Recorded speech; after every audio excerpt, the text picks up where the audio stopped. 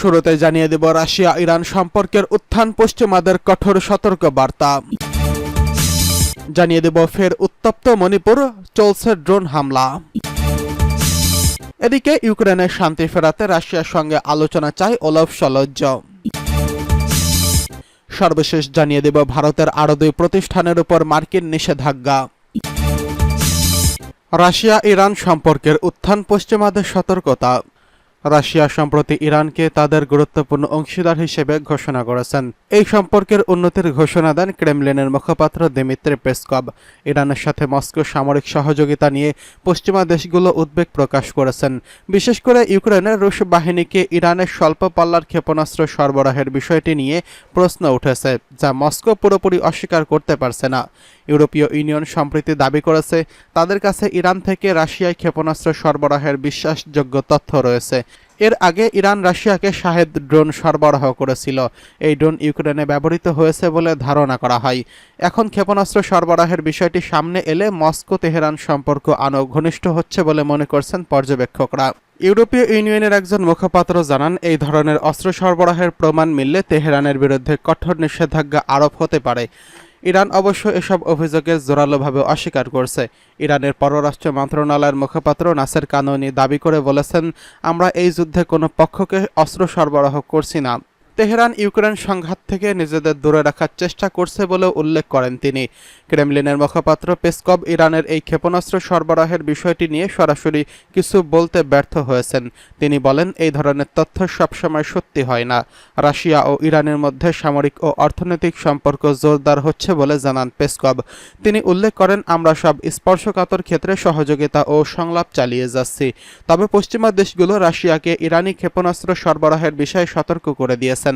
যুক্তরাষ্ট্র বলছে এই সহযোগিতা ইউক্রেন যুদ্ধে উত্তেজনা বাড়াতে পারে, যা আন্তর্জাতিক পরিস্থিতিকে আরও জটিল করে তুলবে। এদিকে উত্তপ্ত মণিপুরে ফের চলছে ড্রোন হামলা। সহিংস সংঘর্ষের জেরে আবারও একবার উত্তপ্ত হয়ে উঠেছে ভারতের মণিপুর রাজ্যের পরিস্থিতি। গত কয়েকদিন ধরে দফায় দফায় গুলি বিনিময়, বোমা বিস্ফোরণ এবং ড্রোন ও ক্ষেপণাস্ত্র দিয়ে হামলা, বেসামরিক নাগরিকদের মৃত্যু, মণিপুরের রাইফেলসের 2টি ব্যাটালিয়নের অস্ত্রাগার থেকে অস্ত্রশস্ত্র লুটের চেষ্টা সহ একাধিক ঘটনাকে কেন্দ্র করে উদ্বেগজনক পরিস্থিতি তৈরি হয়েছে। অবস্থা সামাল দিতে মোতায়েন করা হয়েছে বিপুল সংখ্যক পুলিশ এবং যৌথ বাহিনী। রাজ্যটির রাজধানী ইম্ফলে পরিস্থিতি সোমবারও উত্তপ্ত ছিল। কুকিরা কর্তুক নামের একটি গ্রামে ড্রোন হামলা চালিয়েছে। এতে সেখানে গাড়িসহ বেশ কিছু অবকাঠামো ব্যাপক ক্ষতিগ্রস্ত হয়েছে। পুরো ছাই হয়ে গেছে বেশ কয়েকটি গাড়ি ও মোটরসাইকেল।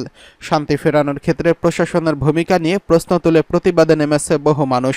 রোববার রাতে বিপুল সংখ্যক নারী ইম্ফলের রাস্তায় নামেন। রাজ্যে শান্তি ফেরানোর পাশাপাশি মুখ্যমন্ত্রী এন বীরেন সিংয়ের পদত্যাগের দাবি তুলেছেন তারা। কুকি বিদ্রোহীরা বিষ্ণুপুরের 2টি আবাসিক এলাকায় দূরপাল্লার রকেট মোতায়েন করে রেখেছেন। বিষ্ণুপুরের ড্রোন হামলায় আর.কে. রবি নামে 78 বছর বয়সী এক ব্যক্তি নিহত এবং 6 জন আহত হয়েছেন। এসব কুকি বিদ্রোহে হামলা চালাচ্ছে তারা পাহাড়ি অঞ্চলে আশ্রয় নিচ্ছে বলে জানতে পেরেছে আইনশৃঙ্খলা বাহিনী। পুলিশ জানিয়েছে, হামলায় অন্তত 3টি বাংকার ক্ষতিগ্রস্ত হয়েছে। পরিস্থিতি নিয়ন্ত্রণে সেখানকার পুলিশের আইজি, ডিআইজি কাজ করছেন। বিদ্রোহীদের দমনে পাল্টা ব্যবস্থা নিতে আইনশৃঙ্খলা বাহিনীকে নির্দেশ দিয়েছেন তারা। মণিপুরে যখন বিদ্রোহীদের দমনে সেখানকার প্রশাসন ব্যস্ত, তখনই রাজ্যটির রাজধানীতে সাধারণ শিক্ষার্থীরা বিক্ষোভ করছেন।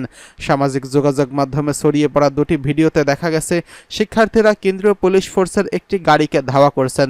আরেকটি ভিডিওতে দেখা গেছে ভারতের জাতীয় পতাকা নামিয়ে সেখানে 7 রঙা পতাকা টানিয়ে দিয়েছেন।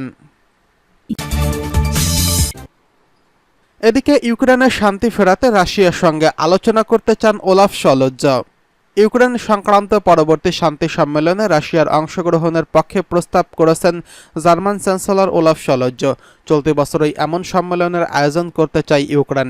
সাম্প্রতিক 2 আঞ্চলিক নির্বাচনে জার্মানির জোট সরকারের 3 শরিক দলের শোচনীয় ফলাফলের পেছনে ইউক্রেন যুদ্ধে বর্তমান জার্মানির ভূমিকা সম্পর্কেও অনেক মানুষের মধ্যে ক্ষোভের অন্যতম কারণ হিসেবে চিহ্নিত করা হয়েছে। আক্রান্ত দেশ হিসেবে ইউক্রেনকে সামরিক সহায়তার পাশাপাশি ওলাফ শলজ সরকার যথেষ্ট কূটনৈতিক উদ্যোগ নিয়ে রাশিয়ার সঙ্গে শান্তির আলোচনার কোনো প্রচেষ্টা চালাচ্ছে না বলে অভিযোগ দানা বাঁধছে। বিশেষ করে মস্কোর অবস্থানে ঘনিষ্ঠ হিসেবে পরিচিত চরম দক্ষিণপন্থী এএফডি দল এবং বাম রক্ষণশীল বিএসডব্লিউ দল মানুষের মনে সেই মনোভাবের ফায়দা তুলে নির্বাচনে ভালো ফল করছে। এমনকি সলজ্জরে এসডিপি দলের একাংশের আরও কূটনৈতিক তৎপরতার প্রত্যাশা করছেন। এমন প্রেক্ষাপটে চ্যান্সেলর সলজ্জ শান্তিপূর্ণ পথে ইউক্রেন যুদ্ধ অবসানের পক্ষে প্রস্তাব করেছেন। গতকাল রবিবার প্রকাশিত এক সাক্ষাৎকারে জার্মান চ্যান্সেলর বলেন, ইউক্রেন প্রেসিডেন্ট ভলাদিমির জেলেনস্কি এবং তিনি পরবর্তী শান্তি সম্মেলনে রাশিয়ার অংশগ্রহণের পক্ষে। ইউক্রেন যুদ্ধ অবসানের লক্ষ্যে গত 15 ও 16 জুন সুইজারল্যান্ডে আয়োজিত শান্তি সম্মেলনে 78টি দেশ অংশগ্রহণ করেছিল। তারা ইউক্রেন ভূখণ্ডে সার্বভৌমত্বের প্রতি সমর্থন জানালেও সেই লক্ষ্য অর্জনের পথে কোনো ঐক্যমত্যে আসেনি। ইউক্রেনের প্রেসিডেন্ট সেই সম্মেলনে 10 দফা শান্তির ফর্মুলা পেশ করেছিলেন, যার আওতায় ইউক্রেন থেকে রাশিয়ার সব সেনা তাড়িয়ে দিতে হবে এবং যুদ্ধ অপরাধের বিচার করতে হবে। সেই সম্মেলনে রাশিয়াকে আমন্ত্রণ জানানো হয়নি। চলতি বছরই দ্বিতীয় সম্মেলন আয়োজনের চেষ্টা চালাচ্ছে ইউক্রেন। জুলাই মাসের শেষের দিকে জেলেনস্কি অর্থবহ ফলাফল সম্ভব করতে সম্মেলনে রাশিয়ার অংশগ্রহণের পক্ষে প্রস্তাব করেছেন। জার্মানির ZDF টেলিভিশন চ্যানেলের সঙ্গে সাক্ষাৎকারে চ্যান্সেলর সলজ্জ বলেন, তার মতে এই মুহূর্তে যুদ্ধের পরিস্থিতি থেকে বেরিয়ে আসার বিষয়ে আলোচনার সময় এসে গেছে। যদিও বর্তমান ঘটনা প্রবাহ সেই দিকে ইঙ্গিত করছে না, তা সত্ত্বেও সলজ্জ এটা মনে করেন। তিনি বলেন, অবশ্যই আর একটি শান্তি সম্মেলন অনুষ্ঠিত হবে। জেলেনস্কি এবং সলজ্জ সেখানে রাশিয়ার উপস্থিতি চান। বর্তমানে ইউক্রেনের জন্য সহায়তার তালিকায় মার্কিন যুক্তরাষ্ট্রের পরেই দ্বিতীয় অবস্থানে রয়েছে জার্মানি। চ্যান্সেলর সলজ্জ যতকাল প্রয়োজন ততকাল ধরে ইউক্রেনের জন্য মদত চালিয়ে যাওয়ার অঙ্গীকার করেছেন। এদিকে ভারতের আরও 2 প্রতিষ্ঠানের উপর মার্কিন নিষেধাজ্ঞা।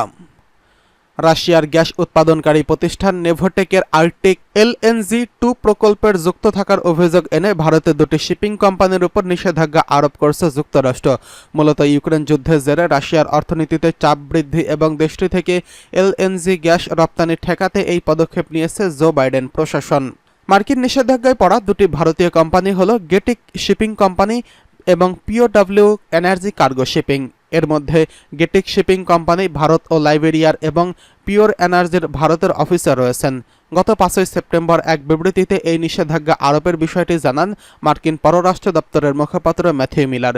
সেখানে তিনি বলেন, ইউক্রেনের বিরুদ্ধে ক্রমাগত রুশ আগ্রাসনের জবাবে রাশিয়ার যুদ্ধ প্রচেষ্টায় সমর্থন এবং বৈশ্বিক জ্বালানি রপ্তানি প্রসারিত করার চেষ্টাকারীদের উপর আরও নিষেধাজ্ঞা আরোপ করা হলো।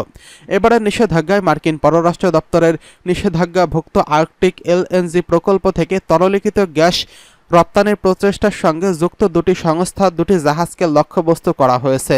প্রতিষ্ঠান